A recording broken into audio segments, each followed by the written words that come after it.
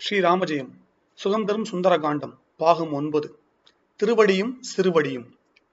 அனுமன் மட்டுமே சீதையை கண்டு திரும்பி வந்தார் என்றாலும் அவர் அந்த நிகழ்ச்சிகளை மற்ற வானரர்களுக்கு தெரிவித்த விதம் அனைத்து வானரர்களும் தாங்களும் சீதையை பார்த்த மாதிரியே மகிழ்ச்சியில் குதித்தனர். சீதையை தேடிச் சென்ற அனுமன் மட்டும் இதுவரை திரும்பி வரவில்லை என்பதனால் ராமபிரானின் கவலை சற்று அதிகமானது. சுக்ரீவன் ஆறுதல் அளித்தான். மனக்கலக்கம் கொண்டிருந்த ராமபிரான் அனுமனின் வருகையை மிகுந்த ஆவலுடன் எதிர்பார்த்து கொண்டிருந்தார். அந்த நேரத்தில் தான் ஜெய் ஸ்ரீராம் என்று கூறியபடி அனுமன் ராமனை வணங்கி நின்றார்.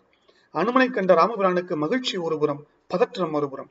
சீதை கிடைத்தாளா தெரியவில்லையே என்ற எதிர்பார்ப்புடன் ராமனின் திருமுகத்தை உற்று நோக்கினார். அனுமனின் திருமுகத்தை உற்று நோக்கினார் ராமபிரான். குறிப்பினால் உணர்ந்து கொண்ட ராமபிரானின் தோள்கள் மகிழ்ச்சியால் பூரித்தன.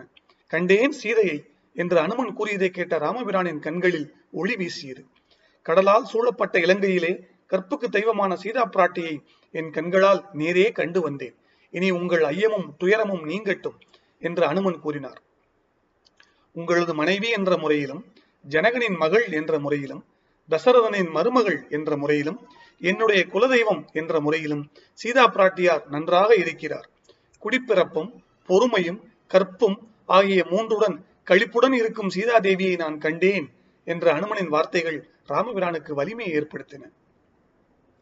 சீதை எப்போதும் ராமபிரானின் நினைவுடனே வாழ்கிறாள் என்பதையும் அனுமன் அழகாக எடுத்து கூறினார். ராமபிரான் கொடுத்த மோதிரத்தை வாங்கிய சீதையின் நிலையையும் அனுமன் சொல்ல கேட்ட ராமனுக்கு சோகம் தாங்கவில்லை. எனவே விம்மி விம்மி அழுதார். இன்னும் 1 மாதமே உயிருடன் இருப்பேன், அதற்குள் ராமபிரான் என்னை மீட்டுச் செல்ல வேண்டும் என்று சீதா பிராட்டியார் கூறியதையும் அனுமன் ராமபிரானிடம் குறிப்பிட்டார். சீதா பிராட்டி கொடுத்த சூளாமணியை ராமபிரானிடம் கொடுத்த அனுமன் ராமபிரானின் ஆணையை தாம் நிறைவேற்றியதை எண்ணி மகிழ்ந்தார். சீதையே நேரில் வந்து தன் கரத்தை தழுவிக்கொண்ட உணர்வை அடைந்தார் ராமபிரான்.